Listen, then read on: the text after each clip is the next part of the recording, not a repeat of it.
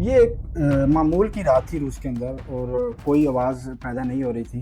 तो अचानक एक जगह पे ट्रकों की जो छतें हैं वो खुद ब खुद खुल जाती हैं और उनके अंदर से ड्रोन्स निकलते हैं। ये एक बड़ा ज़बरदस्त और कमाल की चीज़ थी जो और इस ऑपरेशन को नाम दिया गया था ऑपरेशन स्पाइडरवेब। ये महज एक हमला नहीं था बल्कि ये जंग का एक नया मोड़ था। तकरीबन 117 छोटे छोटे जो एफ पी वी ड्रोन थे, उन्होंने जो रूस के 5 अहम फिजाई अड्डों के ऊपर जो है ना अचानक हमला कर दिया। इनके ड्रोन ऑपरेटर्स कौन थे और वो क्या कर रहे थे, वो असल में यूक्रेन के अंदर बैठे हुए थे और इस पूरे प्लान की जो निगरानी कर रहा था वो एल्गोरिथम और मसनूई जहानत थी। अच्छा, तस्वीर वापस जब हम ये उल्टते हैं तो हमको मालूम होता है कि ये एक मुकम्मल फौजी ऑपरेशन था और इसका मास्टरमाइंड जो कोई जनरल नहीं था या कोई बैरक में बैठा हुआ कोई ब्रिगेडियर मेजर नहीं था, बल्कि मसनूई जहानत थी। उसने ये मिशन जो मिशन है यानी कि एआई जो है उसने जनरल्स के साथ मिलकर इस मिशन को प्लान किया था और फिर खुद कार तरीके से इसके ऊपर अमल किया और रूस की जो एयर बेसिस थी उनके अंदर तबाही फैला दी और रूस के बहुत से जो अहम टीयू बम्बार त्यारे हैं जो कि स्ट्रेटेजिक बम्बार त्यारे भी कहलाते हैं उनको यानी कि उसने मुकम्मल तौर पर तबाह कर दिया था। और ये कोई फिल्म नहीं थी, ये हकीकत थी और उसकी जो वीडियोस है वो पूरी दुनिया ने उनको देखा है और हमको फिर उससे पता चला कि मुस्तकबिल की जंगों का जो दौर है ना वो अब शुरू हो चुका है। यही वो लम्हा था जब एआई ने मैदान जंग में जो है ना अपनी जो ताकत है उसका लोहा मनवा लिया और लोगों को पता चल गया कि जो एक नया घोड़ा जो है वो मैदान में आ चुका है। वो ये मसनूई जहानत को हम पहले सिर्फ जो है ना वो डाटे के लिए इकट्ठा करने के लिए या तजिए के लिए जो हम इनको यूज़ कर सकते थे, ठीक है, करते थे ज़्यादातर। लेकिन इसका जो जंगी वो था, रूल था, इस्तेमाल करने का तरीकाकार था, वो कोई ज़्यादा नहीं था। लेकिन इस एक हमले ने उस जो सारा सिनेरियो ना उसको वो चेंज करके रख दिया। आज जो मशीनें हैं वो खुद फैसला कर रही हैं ताकत कहाँ पे इस्तेमाल करनी है और कहाँ पे नहीं करनी है। और ये जो हम उस दुनिया में हैं, उस दौड़ में हैं जहाँ सिर्फ गोला बारूद नहीं है, बल्कि दिमागी जो ताकत है और वो जो एल्गोरिथम्स है वो फैसला करेंगे कि मुस्तकबिल की जो जंगें हैं उनको कौन जीतेगा। दोस्तों, आर्टिफिशियल इंटेलिजेंस वो ताकत है जो मशीनों को इंसानों की तरह सोचने, फैसला करने और खुद से सीखने की सलाहियत देती है। लेकिन जब ये ताकत जंग के मैदान में आती है तो महज ये एक टेक्नोलॉजी नहीं रहती बल्कि एक हथियार बन जाती है। यह ड्रोन्स को खुद मुख्तार बनाती है, दुश्मन के ठिकाने खुद तलाश कराती है, साइबर हमलों को बिजली की रफ्तार देती है। झूठी खबरों के जरिए आप फेक न्यूज़ के जरिए लोगों के जहनों पर कब्जा कर सकते हैं। एआई की मदद से आप बहुत ज़्यादा जो एक तूफान आया हुआ है फेक न्यूज़ का वो आप अक्सर देख रहे होंगे कि फेक वीडियोस बन रही हैं। आप झूठी खबरों के जरिए किसी के भी जहन के ऊपर कब्जा कर सकते हैं और ये जंगे हिकमत अमली भी तैयार करके देती है। रूस के सदर जो हैं व्लादिमीर व्लादिमीर पुतिन, उन्होंने 2017 में कहा था कि जो एआई में लीडर होगा वही दुनिया के ऊपर राज करेगा और ये मजाक नहीं है।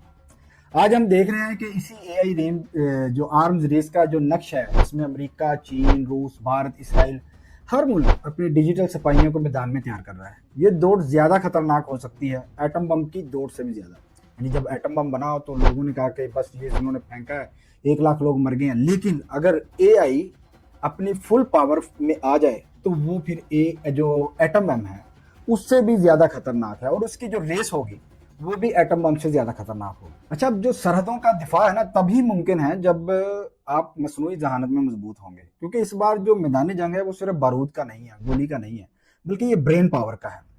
तो दोस्तों, इस वीडियो को बनाने का मकसद यही है कि आपको ये समझाऊं कि जो एआई है या आर्टिफिशियल इंटेलिजेंस है ये मुस्तकबिल की जो जंगें हैं उनके ऊपर क्या असर डालेगी। और जो पाकिस्तान जैसे ममालिक हैं, कि हम पाकिस्तान में रहते हैं तो ज़ाहिर बात है हम पाकिस्तान का जो प्रॉस्पेक्ट है उसको भी डिस्कस करेंगे इसी वीडियो के अंदर। ये जो पाकिस्तान जैसे जो तरक्की पजीर ममालिक हैं उनका एआई में क्या रोल है और वो उसको कैसे यूज़ कर रहे हैं। खुशामदीद दोस्तों, मैं हूँ उस्मान बाबर और आप देख रहे हैं चैनल उस्मान बाबर। और मैं आपके लिए जो कहानी लेके आया हूँ ये आपको आज चौंका देगी और आपके जितने भी कॉन्सेप्ट हैं एआई से रिलेटेड और एआई वारफेयर से रिलेटेड जो फ्यूचर में है वो आपके जो कॉन्सेप्ट है मैं इसके अंदर क्लियर करूंगा और आपको बताऊंगा कि कौन कौन से जो ममालिक हैं इस रेस के घोड़े हैं और जो कौन है जो इनको इस वक्त लीड कर रहे हैं और कौन कौन से ममालिक इसमें टॉप पे हैं और कौन से ममालिक जो इसके ऊपर अभी थोड़ा सा काम स्टार्ट कर रहे हैं। तो चलो आइए शुरू करते हैं और इस बात को और आपके सामने शेयर करते हैं कि एआई और वारफेयर का फ्यूचर क्या है।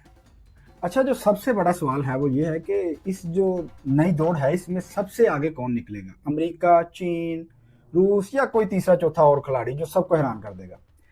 पहली जंग अजीम में जो तोप और राइफल का ज़माना था, जब दूसरी जंग अजीम आई तो टैंक और एटम बम का ज़माना आ गया। लेकिन अगर तीसरी आलमी जंग यानी थर्ड वर्ल्ड वार होती है, तो जो उसका सबसे खतरनाक हथियार है वो आर्टिफिशियल इंटेलिजेंस ही होगा। ये दौड़ असल में शुरू कहाँ से हुई, इधर से स्टार्ट करते हैं कि ये दौड़ कहाँ से शुरू हुई। तो इसका जो आगाज़ है वो अमेरिका से हुआ था। अमेरिका दुनिया का सबसे बड़ा एआई वारफेयर का लीडर है। वो इसीलिए है क्योंकि उसने सबसे पहले मैदानी जंग में एआई को आजमाया। 2017 में अमेरिका ने एक मंसूबा शुरू किया था जिसका नाम था प्रोजेक्ट मैवन। इसका मकसद था कि जो ड्रोन फुटेज है वो हासिल करते हैं, उसको आर्टिफिशियल इंटेलिजेंस के जरिए उसका तजिया किया जाए और उससे अपने हदफ की शनाख्त की जाए। अच्छा, हैरत अंगेज बात यह है कि इसमें गूगल भी पेंटागन के साथ शामिल हुआ था। लेकिन जैसे ही अवाम को ये खबर मिली कि गूगल जो है वो वारफेयर के अंदर यानी कि अमेरिका की जो पेंटागन की हेल्प कर रहा है, तो उनके जो इंजीनियर थे उन्होंने एहतजाज करना शुरू कर दिया कि नहीं, हम ऐसे नहीं होने देंगे, क्योंकि जो गूगल है उसका जो कोर पर्पस है वो तो इंसानियत की भलाई के लिए है, ना कि इंसानों को मारने के लिए इसको यूज़ किया जाए। लेकिन इसका जो दबाव था वो इतना बड़ा है कि गूगल को ये ऐलान करना पड़ा कि वो आइंदा किसी फौजी एआई मंसूबे में शामिल नहीं होगा। अच्छा, फिर आता है 2023 और 24 और इसमें अमेरिका का एक नया प्रोजेक्ट आता है, प्रोजेक्ट आर्टेमिस। और ये उस वक्त की बात है जब रूस और यूक्रेन की जंग जो थी वो अपने अरूज पर थी और अभी भी है। लेकिन उस वक्त ज़रा एक स्टेलमेट भी था, लेकिन दोनों ममालिक एक दूसरे के ऊपर ताबड़तोड़ हमले कर रहे थे और ड्रोन्स जो थे स्पेशली वो एक बड़ी अहमियत हासिल कर रहे थे उस वक्त, यानी जंग के उस टर्निंग पॉइंट के ऊपर। तो अमेरिका ने उस दौर में ऐसे जो ना वो ड्रोन्स तैयार किए जो इलेक्ट्रॉनिक वारफेयर को बर्दाश्त कर सकते थे। ठीक है, ये ड्रोन जो हैं वो झुंड की शक्ल में हमला करते थे। आपने कहा जो ड्रोन स्वार्म, आपने अक्सर ये टर्म सुनी होगी, वो उस शक्ल में उसके ऊपर जो है ना वो हमला करते थे किसी भी अपने दुश्मन के ऊपर। और वो फैसले खुद ही लेते थे कि वो देखते थे कि ये फ़लाँ दुश्मन है, फ़लाँ दुश्मन नहीं है, इसके ऊपर हमला करो, इसके ऊपर हमला ना करो। और ये जो इंसानी पायलट्स को इसके लिए ज़रूरत नहीं थी और ये खुद ही अपने जो जंगी मिशन हैं उनको खुद ही मुंतखब किया करते थे कि इधर जाना है उधर जाना है। अच्छा, उसी दौरान अमेरिका ने जॉइंट आर्टिफिशियल इंटेलिजेंस सेंटर बनाया ताकि एआई को फौज की हर शाख में लाया जा सके। मकसद बिल्कुल वाज़ेह था कि जंग के हर फैसले में आर्टिफिशियल इंटेलिजेंस को शामिल करना है। अच्छा, जो अमेरिका है वो सिर्फ जो एआई का इस्तेमाल है सिर्फ फ़िज़ा या ज़मीन तक नहीं कर रहा, बल्कि समंदर के अंदर भी एआई का जो ऐसा शाहकार है अमेरिका ने बनाया है, तो और उसको नाम दिया है उसने सी हंटर वारशिप। ये एक किस्म का खुदकार जंगी हथियार है जो खुद ब खुद काम करता है और महीनों तक इसके ऊपर आपको अमले की ज़रूरत ही नहीं है। ये खुद ब खुद ही एआई की मदद से समंदर के अंदर गश्त करता रहता है। ये जहाज़ खुद ब खुद बंदरगाह के ऊपर आ जाता है और खुद ही मिशन पर निकलता है, खुद ही वापस आ जाता है। यानी कि ये टोटल एआई से लेस एक यानी कि वारशिप है। अब आप दोस्तों आप सोचो, जब एक मुल्क के पास ऐसा जहाज़ हो जो बगैर किसी आदमी के समंदर में दुश्मन का शिकार करें, तो सोचें एआई ज़मीन, फ़िज़ा और साइबर स्पेस में क्या कुछ कर सकता है। ये था अमेरिका का एआई वारफेयर प्रोफाइल। लेकिन अमेरिका इसमें अकेला नहीं है। मशरक़ की तरफ देखें तो एक और ताकत तेज़ी से इस दौड़ में आगे बढ़ रही है, वो है हमारा हमसाया मुल्क चीन। अच्छा, चीन ने इस दौड़ में अमेरिका को रोकने के लिए एक ज़बरदस्त हिकमत अमली बनाई है। इसको उन्होंने जो नाम दिया है वो मिलिट्री सिविल फ्यूजन, उसको उन्होंने नाम दिया है। इसका मतलब ये है कि जो टेक्नोलॉजी आम आवाम के लिए बनाई जा रही है वो ही फौजी मकासद के लिए भी इस्तेमाल होगी। यानी आपको यूँ होगा कि इसके लिए कोई अलग हथियार साजी का निज़ाम नहीं बनाना पड़ेगा, बल्कि सारी की सारी रियासत जो है आपकी, उसकी यूनिवर्सिटीज़, कंपनियाँ, हत्ता के स्टार्टअप्स सब मिलकर फौज की जो ना एआई ताकत उसको बढ़ा रहे हैं। अच्छा, चीन का जो हदफ है वो बड़ा वाज़ेह है। यानी उसका ये हदफ है कि 2030 तक दुनिया की सबसे बड़ी एआई इंडस्ट्री बनानी है। और आपको पता है कि चीन जब फैसला कर लेता है तो वो उसको करके ही छोड़ता है। इस इंडस्ट्री की जो मालियत है वो कम अज़ कम यानी कि वो $150 की तक की होगी। ये बात सुनने में बड़ी लगती है, मगर चीन की रफ्तार देखें तो इतनी हैरत नहीं होनी चाहिए। बाइडू और हुआवे जैसी कंपनियां फ़ौज के लिए जदीद तरीन एआई ड्रोन्स और स्वार्म्स पहले ही बना रही हैं। ये स्वार्म जो है वो आम ड्रोन्स की तरह नहीं है, बल्कि ये एक दूसरे से बात भी करते हैं, यानी एक दूसरे के साथ कनेक्ट होते हैं और ये खुद ही फैसले करते हैं कि किस हदफ के ऊपर हमला करना है, अकेले अकेले हमला करना है, ये एक साथ यानी कि हमने जो है ना इनके ऊपर हमला करना। अब सोचें कि एक तरफ अमेरिका के पास जो है वो सी हंटर वारशिप है और दूसरी तरफ चीन के पास हज़ारों खुदकार जो ड्रोन्स हैं वो उनका एक बेड़ा है। और यहीं से जो मुकाबला है वो काफ़ी दिलचस्प हो जाता है। चीन की फ़ौज सिर्फ एआई को हमले के लिए इस्तेमाल नहीं करती, बल्कि इसे कॉग्निटिव वारफेयर में भी ले आई है। मतलब ये कि मैदान जंग में फैसला लेने, कमांड चेन बेहतर करने, दुश्मन के मूड को समझने और उस उन पर नफ्सियाती दबाव बढ़ाने के लिए भी एआई का सहारा लिया जा रहा है। अच्छा, 2019 में चीन ने खुद इतराफ़ किया कि एआई ड्रोन्स की वजह से एक गलत फायर या मिसकैलकुलेशन से जंग शुरू हो सकती है। मगर दिलचस्प बात यह है कि उसी साल अमेरिका ने इल्ज़ाम लगाया कि चीन ऐसे ड्रोन जो है वो बेच रहा है जो किसी भी इंसान की इजाज़त के बगैर हदफ को मार सकते हैं। अब ये इल्ज़ाम सच है या झूठ, इसका फैसला तो वक्त ही करेगा। या ये फैसला हम आपके ऊपर छोड़ते हैं कि आप इसके बारे में क्या कहते हैं कि क्या अमेरिका का ये इल्ज़ाम दुरुस्त था या गलत, ये आप हमें अपने कमेंट्स में ज़रूर बताएं। अच्छा, चीन का जो असल खेल है वो ये है कि वो एआई को हर शोबे में ले जाकर दुश्मन को वक्त से पहले ही घुटने टेकने पर मजबूर कर देगा। फौजी ज़ुबान में इसे इंटेलिजेंटाइज्ड वारफेयर कहते हैं। यानी सिर्फ मशीनों की लड़ाई नहीं होगी ये data, algorithm, hacking, social media propaganda सब कुछ मिला जुला कर लड़ी जाने वाली जंग होगी। लेकिन दोस्तों, चीन जितनी तेज़ी से आगे बढ़ रहा है उतनी ही बड़ी रुकावटें भी हैं उसके लिए। यानी कई माहिरीन कहते हैं कि चीन की टेक्नोलॉजी अभी फौजी म्यार में यानी वो वैसे नहीं पहुंची जैसे अमेरिका की है या जैसे यूरोप के कई ममालिक की है। और चीन के अंदर अगर आप उनके जो सोशल मीडिया है या उनके न्यूज़पेपर हैं उनको अगर हम चेक करें तो वो जो कुछ चाइनीज़ स्कॉलर्स हैं वो खुद ये जो आर्टिकल्स वो लिखते हैं और उसमें मानते हैं कि वो अमेरिकी टेक्नोलॉजी में यानी कि काफ़ी पीछे हैं अभी। खास तौर पर जो हाई एंड चिप्स हैं और सॉफ्टवेयर इंटीग्रेशन है उसके अंदर अभी चाइना जो है वो अमेरिका से काफ़ी पीछे है। फिर भी एक बात वाज़ेह है कि अगर अमेरिका है वो एआई में बादशाह है तो चीन वो ताकत है जो एआई में यानी कि अमेरिका की बादशाहत को चैलेंज कर सकती है। अच्छा, अब हम जो हैं वो अब आते हैं तीसरे जो इसके बड़े खिलाड़ी की तरफ यानी रूस की तरफ। अच्छा, यहाँ पे जो है ना मज़ीद कहानी में रंग आ जाता है कि रूस ने जो है ना अपने फ़ौज के अंदर एआई में कुछ ऐसे तरीके एआई को शामिल किया है कि सबको आपको ना ऐसे लगेगा जैसे कोई साइंस फिक्शन फ़िल्म देख रहे हैं आप। 2017 में रूसी एयरफोर्स के कमांडर जनरल विक्टर बोंदारोफ ने एक बयान भी दिया था जिसने अपनी जो तवज्जो है पूरी दुनिया की अपनी तरफ खींच ली थी।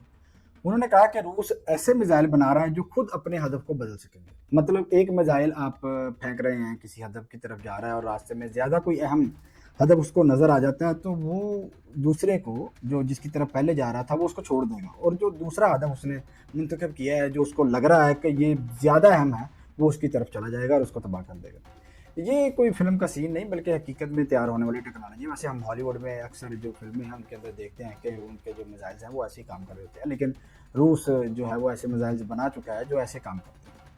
रूस की हम जो हिकमत अमली है यहाँ पे हमें बड़ी सादा सी मालूम होती है, लेकिन ये सादा नहीं है, ये बड़ी ख़तरनाक है। तो वो अपनी फ़ौज का जो तकरीबन 30% हिस्सा है ना जो उसको 2030 तक एआई पर मबनी खुदकार प्लेटफॉर्म से बदलना चाहता है। यानी इस मकसद के लिए रूस ने एक अपनी गाड़ी भी बनाई है जिसका नाम रहता है, एक खुदकार जंगी गाड़ी बनाई है जो खुद ही एआई की मदद से चलती है, किसी इंसान को उसको चलाने की ज़रूरत नहीं है।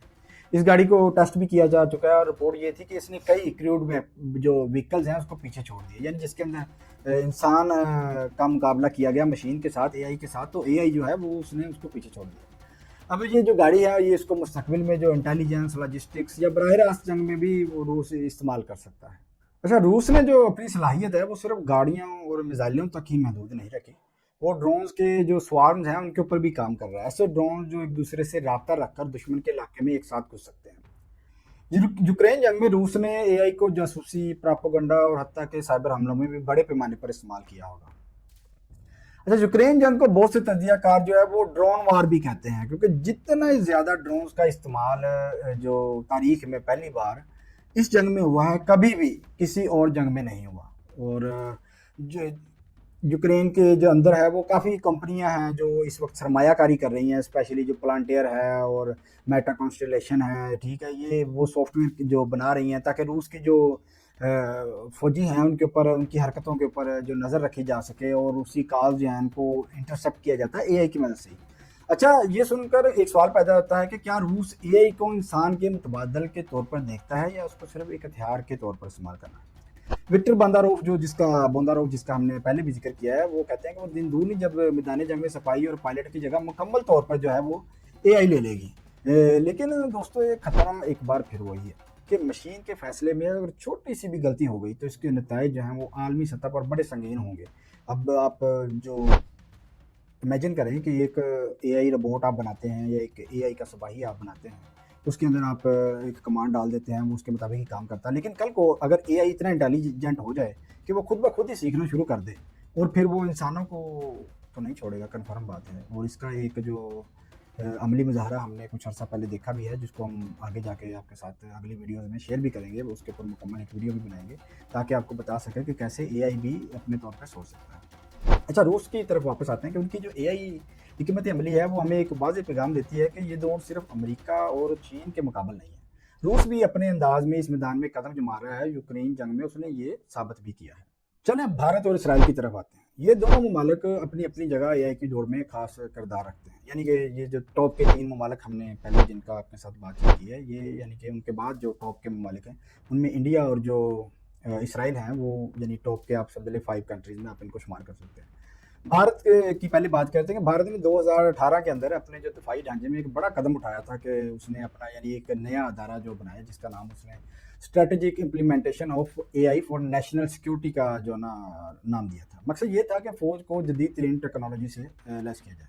2019 में वज़ारत दिफ़ा ने फ़ौज को एआई से लैस करने का मंसूबा जो है वो बाकायदा तौर पर शुरू भी कर दिया था। उसके बाद उन्होंने फिर एक नए प्रोजेक्ट का ऐलान किया, यानी उनके अब प्रोजेक्ट के ऊपर प्रोजेक्ट आते ही जा रहे हैं। 2021 में इंडियन आर्मी ने जो है वो आर्टिफिशियल इंटेलिजेंस सेंटर और क्वांटम लैब खोला, जहां रोबोटिक्स एआई पर रिसर्च शुरू की गई थी। 2022 में इंडियन नेवी ने भी एआई कोर ग्रुप बनाया और बिग डाटा के तजिए के लिए सेंटर ऑफ एक्सीलेंस जो है वो एक इदारा कायम किया। इसी साल इंडियन आर्मी ने ऑफेंसिव ड्रोन ऑपरेशंस का मंसूबा शुरू किया। और दोस्तों, ये वही ड्रोन्स हैं जो आजकल हम लाइन ऑफ एक्चुअल कंट्रोल के करीब ऑपरेशन में इस्तेमाल होते देखते हैं, और जो अभी पाकिस्तान और इंडिया की जो हालिया जंग हुई थी, उसके अंदर भी इन ड्रोन्स को जो पाकिस्तानी जो आर्मी है उन्होंने काफ़ी तादाद में जो है वो इंटरसेप्ट किया था।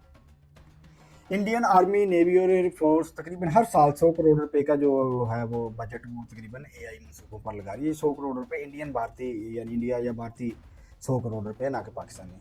तो ये पैसा सिर्फ खरीदारी में नहीं बल्कि मकामी सतह पर टेक्नोलॉजी तैयार करने में भी लग रहा है। यानी कि वो इन पैसों को सिर्फ ड्रोन बाहर से नहीं खरीदती, बल्कि जो अपनी R&D है, रिसर्च एंड डेवलपमेंट है, उसके ऊपर भी वो लगा रही है, जिसका भारत का जो मकसद है एआई के मैदान में वाजे है कि ज़्यादा से ज़्यादा खुद इंसार और कम से कम गैर मुल्की इंसार, यानी कि कोशिश की जाए कि ज़्यादा से ज़्यादा अपने जो मुल्क है उसके अंदर एसेट्स को डेवलप किया जाए। अच्छा, अब जो आ जाते हैं अब इसराइल की तरफ। अच्छा, अब आते हैं हम इसराइल की तरफ चलते हैं। इसराइल का जो मामला है ना वो थोड़ा सा मुख्तलिफ है। ये मुल्क पहले से ही फौजी टेक्नोलॉजी में जो ना वो दुनिया के कई ममालिक से आगे था। पाकिस्तान के अंदर अक्सर इस बात को डिस्कस भी नहीं किया जाता ज़्यादा, हमारी जो टीवी चैनल्स हैं उनके ऊपर बहुत कम है जो इसराइल की जो टेक्नोलॉजी में जो तरक्की है उसको वैसे डिस्कस नहीं किया जाता, यानी उसका जो नाम जैसे टीवी चैनल पे लेना ही एक टैबू समझा जाता है कि पता नहीं इसराइल का नाम ले लेंगे तो क्या होगा। लेकिन अगर आप अपने दुश्मन के बारे में अच्छी मालूमात रखते हैं तो फिर ही आप कल को इस मुकाबले होते हैं कि आप उसका मुकाबला कर सकते हैं। अच्छा, जब एआई की बारी आती है ना, तो इसराइल ने इसका सबसे वाज़ेह और अमली इस्तेमाल जो ना वो दुनिया को दिखा दिया। अभी जो हम देख रहे हैं कि जो हालिया गज़ा के अंदर जंग चल रही है इसराइल की, तो इसराइल ने इसके अंदर जो है वो एआई ड्रोन्स का बेइंतहा इस्तेमाल किया है, बल्कि उसके ड्रोन्स हर वक्त जो है वो फिजाओं में उड़ते रहते हैं। वो क्या करते हैं कि उनके 2 सॉफ्टवेयर हैं, एक का नाम है लेवेंडर और एक का है गोस्पर। ये इस जो ना इसने इसराइल ने इसके अंदर जो अपने सिस्टम इस्तेमाल किए हैं। अब लेवेंडर जो है वो एक बड़ा ज़बरदस्त सॉफ्टवेयर है। इसका काम जो है वो ये है कि जो वो सोशल मीडिया से या कहीं से भी यानी कि वो डाटा इकट्ठा करता है लोगों का, जो फ़लस्तीनी लोग हैं उनका, उसको फिर वो अपने सिस्टम के अंदर यानी कि वो डाल देते हैं। और ऐसे क्या होता है कि जितने भी अफराद होते हैं वो उनका जो डाटा है उसके अंदर चला जाता है, तस्वीर उनके अंदर चली जाती है। तो अब वो खुद ही ये फैसला करता है, उसको डाटा को स्कैन करता है, कोई किसी बंदे की तस्वीर आती है उसके, फॉर एग्जांपल वो कैमरा फोकस करता है किसी शख्स के ऊपर गजा में, उसकी तस्वीर आती है। अब वो उसको स्कैन करता है, उसको फिर अपने डाटा में उसको चेक करता है, फिर वो वहाँ से फैसला करता है कि ये आदमी डेंजरस है कि नहीं डेंजरस, और फिर वो उसी के मुताबिक रिएक्ट करता है। ये सिर्फ चंद सेकंड में हज़ारों अफराद को स्कैन करता है और ये तय करता है कि कौन सा जो हदफ है वो किस दर्जे में आता है। गोस्पल ज़्यादातर इमारतों ढांचों को यानी कि टारगेट करता है और उनको तजवीज़ करता है कि कौन सी इमारत है, इसके अंदर कितने लोग छुपे हैं, उनको मार देना चाहिए या नहीं मार देना चाहिए। यानी कि जो कहते हैं इसराइल वाले, ये कहते हैं कि जी फ़ातमी फ़ैसला तो हमारे फ़ौजी अफसरान ही करते हैं, लेकिन ये एक ज़ाहिर बात है कि ये झूठ है ताकि ये वेस्टर्न मीडिया को भेज सके ये अपना झूठ, वरना ये सबको पता है। बल्कि कई जो रिपोर्ट्स हैं उनमें ये आता है कि ये सारे फ़ैसले जो इसराइल की जो गॉस्पेल का या फिर लेवेंडर के जो एआई है वो खुद ही कहते हैं। ये जो सिस्टम है ये इसराइल की जो जंग हिकमत अमली है उसको बहुत तेज़ कर देते हैं। हमने देखा होगा कि इसराइल सिर्फ अपने जो एक गज़ा के ऊपर ही चढ़ाई नहीं किए हुए, बल्कि उसके साथ उसने लबनान, शाम और जितने भी खित्ते के दूसरे दीगर ममालिक हैं और हत्ता कि ईरान, उनके साथ एक ही दफ़ा में टक्कर ले ली थी। यमन, ये सारे ममालिक उसमें शामिल है, एक ही दफ़ा टक्कर ले ली थी, क्योंकि उसके जो सिस्टम्स हैं उसके अंदर एआई इस तरीके से इंटीग्रेटेड है कि उसके जो काम है वो बहुत आसान हो जाते हैं और उसको अपनी जो ऑपरेशंस हैं वो बहुत फास्ट कर लेता है। और लेकिन इसमें ये भी है कि जब एआई आप इतने बड़े पैमाने पे यूज़ करेंगे तो उस पे गलती के इम्कानात भी बढ़ जाते हैं, और इसी वजह से आपने देखा होगा कि अक्सर बेगुनाह लोग हैं जो उनके ऊपर वो इसराइल जो यमन है या कई ममालिक है वो कहता है कि उसने वहाँ पे मिलिट्री टारगेट्स पर हमला किया, लेकिन वो अक्सर उसके अंदर जो बेगुनाह लोग ही मारे जाते हैं। गज़ा में तो खैर सबको पता है कि वहाँ पे सभी बेगुनाह हैं, लेकिन इसराइल अपना जो काम वहाँ पे बड़ी तेज़ी से कर रहा है। अच्छा, इसराइल के पास जो बेहतरीन जो ड्रोन्स हैं उसके अंदर, जो अभी आपने देखा होगा कि पाकिस्तान और इंडिया की जंग थी उसके अंदर भी वो इसराइल ने इंडिया को दिए थे, और इंडिया ने पाकिस्तान के खिलाफ भी उनको इस्तेमाल किया था, और पाकिस्तान ने उनके कई जो जंगी ड्रोन्स हैं उनको मार गिराया था। उनका नाम है हार्प, आपने अक्सर इनके बारे में सुना होगा। ठीक है, ये इनका काम भी यही है कि ये सुसाइड, असल में ये जो होते हैं खुदकुश, जो हम इनको कह लें ड्रोन या सुसाइड ड्रोन, जैसे ईरान के पास शाह ड्रोन है, ऐसे ही ये भी हार्प ड्रोन का भी यही काम है कि ये खुद ब खुद जो अपना टारगेट है उसको चूज़ करते हैं और फिर उसके ऊपर गिर के खुद को हमला करके उसको तबाह कर देते हैं। इसके अलावा उनके पास जो है वो गार्डियम MK3 जैसे रोबोटिक गाड़ियाँ सरहदी दिफा में जो इस्तेमाल करते हैं वो भी हैं, और ये सब कुछ एआई के सहारे से ही हो रहा है। भारत और इसराइल जो है वो एआई का इस्तेमाल ये वाज़े करता है कि ये टेक्नोलॉजी सिर्फ बड़ी ताकतों यानी अमेरिका और चीन या रूस के लिए नहीं है, बल्कि जो दरमियाने दर्जे के ममालिक हैं वो भी इसके अंदर बहुत ज़्यादा इन्वेस्ट कर रहे हैं। दोस्तों, अब आते हैं इस कहानी के सबसे जो दिलचस्प दिलचस्प हिस्सा है उसके ऊपर, यानी कि पाकिस्तान का जो एआई प्रोग्राम है वो कहाँ पे जा सकता है। इसके लिए जो मैंने रिसर्च की है उसके हिसाब से इसके जो 3 पॉसिबल जो सिनेरियोज़ हैं वो मुझे नज़र आते हैं। जो सबसे पहला है वो बेस्ट सिनेरियो केस है। वो ये है कि जहाँ पाकिस्तान चीन के साथ अपनी शराकत दारी को मैक्सिमम जो हद है उस तक लेके जाता है। सी पैक के तहत एआई लैब्स फंक्शनल हो जाती हैं। मैरी टाइम और एयरफोर्स दोनों अपनी जो एआई असिस्टेड प्लेटफॉर्म को ऑपरेशनल कर लेते हैं। JF-17 जो ब्लॉक 4 है, JF-17 ब्लॉक 4 जो है, और प्रोजेक्ट AZM जो अभी हेलीकॉप्टर भी हमको मिले हैं उनके, ठीक है, उसके तहत जो US aves AI threat detection के साथ फील्ड में आ जाते हैं। बॉर्डर सर्वेलेंस में जो इंडिजिनस एआई ड्रोन जो है अपना वो काम शुरू कर देते हैं। इस सिनेरियो में पाकिस्तान जो है वो एक रीजनल तौर पे एक क्रेडिबल एआई पावर के तौर पर यानी कि उभर सकते हैं। अब हम जो दूसरा सिनेरियो डिस्कस करते हैं, ये पहला जो सिनेरियो था उसके अंदर बताया कि अगर पाकिस्तान ये सारे काम कर लेता है तो पाकिस्तान एक समझ लीजिए सुपर पावर ही बन जाएगा एआई के अंदर। अब हम जो दूसरा सिनेरियो डिस्कस करते हैं, ये एक वर्स्ट केस सिनेरियो केस है, ठीक है, केस सिनेरियो, कि अगर ये हम पहले वाला सिनेरियो फॉलो नहीं करते तो फिर क्या हो सकता है। अच्छा, ये वो रास्ता है जहाँ बजट जो कॉन्स्टेंट्स हैं, सियासी अदम से काम है और ग्लोबल सैंक्शन प्रोग्रेस है वो इसको स्लो कर देते हैं। जो पहले हमने जो पहला पॉइंट डिस्कस किया, तो एआई जो लैब्स हैं वो हम बना भी लेंगे, वो चलेंगी भी, मगर जो डिफेंस इंटीग्रेशन स्लगिश रहती है, चीन की सपोर्ट भी लिमिटेड रहती है, तो वो अपनी जो टेक प्रायोरिटीज़ है वो पाकिस्तान वैसे इसको नहीं कर सकेगा अचीव जैसे उसको करना चाहिए। तो फिर इसका जो नतीजा है वो ये निकलेगा कि जो भारत है और इसराइल है और खित्ते के दूसरे जो कई ममालिक हैं या वारफेयर में, वो हमसे आगे निकल जाएंगे, और पाकिस्तान जो है वो डिफेंसिव पोस्चर में ही रहेगा हमेशा, यानी कि वो डिफेंसिव ही रहेगा, ऑफेंसिव कभी नहीं बन सकेगा। तो ये दूसरा सिनेरियो हो गया। अब हम जो है वो तीसरा जो सिनेरियो है उसको डिस्कस करते हैं। अच्छा, ये सबसे मुमकिन जो सिनेरियो है ना वो यही मुझे लगा कि पाकिस्तान लिमिटेड रिसोर्सेज के साथ जो है वो डिफेंसिव एआई कैपेबिलिटीज़ पर जो है ना अपना फोकस रखता है, और जो लिमिटेड प्लेटफॉर्म्स और सर्वेलेंस साइबर डिफेंस है, जो स्टडी प्रोग्रेस है इसके अंदर, यानी कि वो प्रोग्रेस करता है। और पाकिस्तान जो है वो अपनी तौर पे पूरी कोशिश करता है कि चाइना की हेल्प के साथ पाकिस्तान अपने आप को इस काबिल बना पाए कि वो कुछ अपना काम कर सके, और यूनिवर्सिटीज़ में यानी कि कुछ ऐसे सब्जेक्ट स्टार्ट किए जाएँ यानी जिनसे एआई के अंदर पाकिस्तान कोई तरक्की कर सके। तो जो मुझे तो यही लग रहा है कि यही होगा। अच्छा, ये तीनों जो सिनेरियोज हैं ये एक बात तो वाज़ेह करते हैं कि पाकिस्तान को एआई आर्म्स रेस में कम्प्लीटली इग्नोर नहीं किया जा सकता। यानी कि पाकिस्तान कोई ऐसा छोटा मुल्क नहीं है जिसे आप कहें चलो भाई साइड पे हो जाओ तुम, नहीं, ऐसा नहीं होगा। पाकिस्तान को कम्प्लीटली जो है वो इग्नोर नहीं किया जा सकता। ये खेल सिर्फ जो है ना वो लाउड पावर्स का नहीं है। बाज़ दफ़ा ऐसे भी होते हैं कि जो खिलाड़ी खामोश होता है वही सबको सरप्राइज दे देता है। अच्छा दोस्तों, अब आते हैं इस कहानी के सबसे हसास हिस्से पर। वो हिस्सा जहाँ दुनिया के बड़े बड़े माहिरीन, साइंसदान और पॉलिसी साज एक ही बात पर मुत्तफिक नजर आते हैं, और वो ये है कि ये टेक्नोलॉजी जितनी ताकतवर है उतनी ही खतरनाक भी हो सकती है। अक़वाम मुत्तहिदा के जो इजलास हैं उनमें कई बार ये बहस हुई है कि ये डेडली रोबोट्स यानी लिथल ऑटोनोमस वेपन्स हैं जो इनके ऊपर आलमी पाबंदी लग जानी चाहिए। मगर जैसे हर बड़े हथियार के मामले में होता है, यहाँ भी बड़ी ताकतों ने हाँ या ना में सीधा जवाब दिया। अमेरिका, चीन, रूस और इसराइल ने कभी भी यानी कि इसके ऊपर जो है पाबंदी इसके ऊपर खुलकर यानी कि ना वोट दिया है ना कभी बात की है।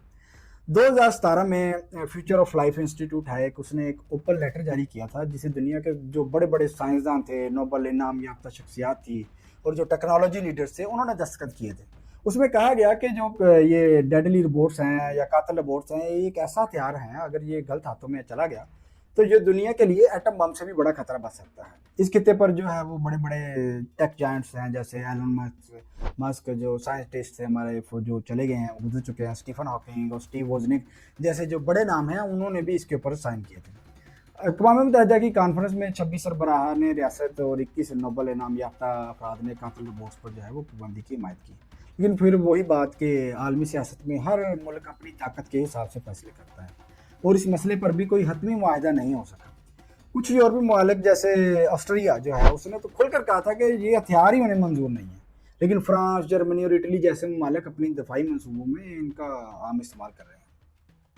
अच्छा, यहाँ एक और मसला है, वो ये है कि जो ट्रीटी वायलेशन हो, फर्ज करें कि अगर एक दिन एक जो रोबोट है जो लोगों को मारता है उसके ऊपर पाबंदी भी लग जाए तो इस पर अमल दरामद कराएगा कौन? और ये कैसे पता चलेगा कि किस मुल्क ने खुफिया तौर पर अपना प्रोग्राम जारी रखा हुआ है? यही वजह है कि ज़्यादातर माहिरीन कहते हैं कि मुकम्मल पाबंदी शायद कभी मुमकिन ही ना हो। हकीकत तो यही है कि एआई का जो इस्तेमाल है इसको फ़ौज के अंदर कभी भी रोका नहीं जा सकता, और इसके लिए जो सबसे बेहतरीन हिकमत अमली यही है कि इसे महफूज और ज़िम्मेदार तरीके से इस्तेमाल करने के लिए नए और बैन अवी जो ज़ाब्ते हैं उनको बनाना चाहिए। अच्छा, यहाँ पर एक और ख़तरा भी है जो छुपा हुआ है। अमेरिका की अपनी रिपोर्ट में कहा गया है कि एआई ना सिर्फ न्यूक्लियर डिटरेंस को कमज़ोर कर सकता है बल्कि आलमी इस्तेहकाम को भी हिला सकता है। अगर एक एल्गोरिथम ने गलत फैसला किया तो एक लम्हे में ये जो जंग छिड़ सकती है। दोस्तों, ये वो मकाम है जहाँ पे ये बहस खत्म नहीं होती बल्कि और भी पेचीदा हो जाती है। सवाल ये नहीं है कि एआई को जंग में इस्तेमाल किया जाए या नहीं, सवाल ये है कि इसका इस्तेमाल किस हद तक, किसके कंट्रोल में और किस मकसद के लिए होगा। अब आते हैं कहानी के आखिरी हिस्से पर, मुस्तकबिल की झलक पर, और ये वो हिस्सा है जहाँ हम ख्वाब और खतरे दोनों एक साथ देख सकते हैं। सोचें कि एक ऐसी जंग जहाँ फौजी की जगह खुदकार गाड़ियाँ, ड्रोन, स्वार्म्स और एआई कंट्रोल सिस्टम्स खड़े हैं। ना गोला बारूद चलाने वाला इंसान है, ना फैसला करने वाला कमांडर। सब कुछ डाटा सेंटर्स में बैठे एल्गोरिथम और मसनूई दिमाग कर रहे हैं। ये वो तस्वीर है जो कई माहिरीन 20 साल बाद के मैदान जंग के लिए खींचते हैं, यानी कि 20 साल तक यही सिनेरियो हर मैदान जंग में होगा। अमेरिका, चीन, रूस, इसराइल, भारत, पाकिस्तान सब इस दौर में अपनी अपनी जगह मजबूत हो रहे हैं, मगर इसमें दो बड़े सवालात खड़े हो जाते हैं। पहला ये कि जब ये हथियार इतने तेज़ और खुद मुख्तार हो जाएंगे तो क्या किसी दिन कोई एक गलत फैसला दुनिया को बड़ी जंग में धकेल सकता है? और दूसरा सवाल ये कि अगर ये टेक्नोलॉजी दहशत गर्दों या गैर रियासती ग्रोहों के हाथ लग जाए तो फिर कौन इसको रोक पाएगा? 2025 में जब अमेरिका और चीन दोनों ने अपने एआई प्रोग्राम्स को और खुला कर दिया तो उसके साथ ही आलमी हथियारों की दौड़ एक नए दौर में दाखिल हो गई। ये वो दौर है जहाँ हथियार सिर्फ ज़मीन या फिजा में नहीं बल्कि साइबर स्पेस है उसके अंदर लड़ते हैं। एक मुल्क का डाटा दूसरे मुल्क की फौज कमांड को मफलूज कर सकता है, एक एल्गोरिथम दुश्मन की इकोनॉमी को बिठा सकता है, और ये सब कुछ बगैर एक गोली चलाए हो सकता है। ये हकीकत हमें एक सख्त पैगाम देती है, मुस्तकबिल की जंग सिर्फ फौजी ताकत से नहीं जीती जाएगी बल्कि वो मुल्क जीतेगा जो सबसे बेहतर एआई, सबसे बेहतर डाटा और सबसे बेहतरीन एल्गोरिथम्स रखेगा। लेकिन दोस्तों, यहाँ पर एक मौका भी छुपा हुआ है। अगर यही एआई ताकत अमन कायम करने, दहशतगर्दों से लड़ने, उनको रोकने या खतरात को पहले से समझकर टालने के लिए इस्तेमाल हो तो ये दुनिया के लिए एक नेमत भी बन सकती है। मगर इसके लिए एक आलमी इत्तेफाक राय और मजबूत कवानीन की ज़रूरत है। आखिर में सवाल ये है कि हम इस टेक्नोलॉजी को कंट्रोल कर सकेंगे या कभी ये टेक्नोलॉजी हमें कंट्रोल करना शुरू कर देगी। ये फैसला आने वाले बरसों में हो जाएगा। ये फैसला सिर्फ सुपर पावर्स नहीं बल्कि पूरी दुनिया की पॉलिसीज और सोच को तय करेगा। अच्छा दोस्तों, आपको क्या लगता है कि क्या मसनूई जहानत अमन कायम करेगी या आने वाले वक्तों में सबसे बड़ा खतरा ही खुद बन जाएगी? अपनी राय जो है वो कमेंट में हमें ज़रूर बताएं, क्योंकि ये बहस सिर्फ हुक्मरानों या माहिरीन की नहीं है बल्कि हर शहरी की है। दोस्तों, अगर आपको ये वीडियो पसंद आई हो तो उसको ज़रूर लाइक करें और अपने दोस्तों के साथ शेयर करें ताकि ज़्यादा लोग इस बहस का हिस्सा बन सकें। और अगर आप हमारे चैनल पर नए हैं तो सब्सक्राइब करें ताकि आपको ऐसी मज़ीद कहानियाँ सबसे पहले मिल सकें। दोस्तों याद रखें, मुस्तकबिल की जंग में हथियार बदल जाएंगे, मैदान बदल जाएंगे, मगर एक चीज़ हमेशा तय करेगी कि कौन जीतेगा, वो है इल्म। और जिसके पास इन आर्टिफिशियल इंटेलिजेंस का इल्म होगा वही कल का बादशाह होगा। मिलते हैं नेक्स्ट वीडियो में, तब तक के लिए अल्लाह हाफ़िज़।